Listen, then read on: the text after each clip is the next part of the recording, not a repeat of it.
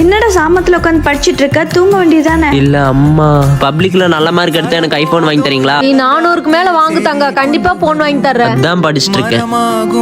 இவன் இப்படி சொல்றான், ஆனா அவங்க போன் வாங்கி கொடுத்தாதான் படிக்கிறேன்னு சொல்றாமா. எனக்கு என்ன பண்றதுனே தெரியல.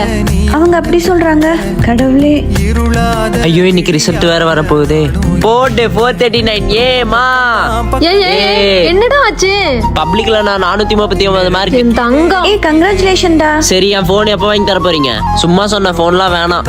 சை அண்ணா, என்னன்னாச்சு? கையெல்லாம் காயமா நான் இருக்கு. இன்ஸ்டால ஒரு பொண்ணை சின்சியரா லவ் பண்ணிருந்தேன். கடைசியில அவனை ஏமாத்திட்டு போயிட்டா. அதனால தான் நான் கையெல்லாம் கிழிச்சுக்கிட்டேன். சரி விடுண்ணா, எக்ஸாம் லீவ் தானே, வாட விளையாட போலாம். நான் கம்பெனிக்கு வேலைக்கு போறேன், ஸ்கூலுக்குலாம் வர மாட்டேன்டா. எங்க வீட்டுல இந்த போனை வச்சு ஈஸி லோன் நிறைய வாங்கி வச்சிருக்காங்கடா. லோன் கட்டுறதுனால என் படிப்பே போச்சுடா. சரி, எல்லாம் இந்த போன்னால. கடன்ல இருந்து காதல் வரைக்கும் இப்ப எல்லாமே போன்லயே வந்துருச்சுமா. அந்த போனை மட்டும் நீங்க முன்னாடியே வாங்கி கொடுத்துருந்தீங்கன்னா நான் இவ்வளவு மார்க் எடுத்திருப்பேனான்றது கேள்விக்குறியாதான் இருந்திருக்கும்.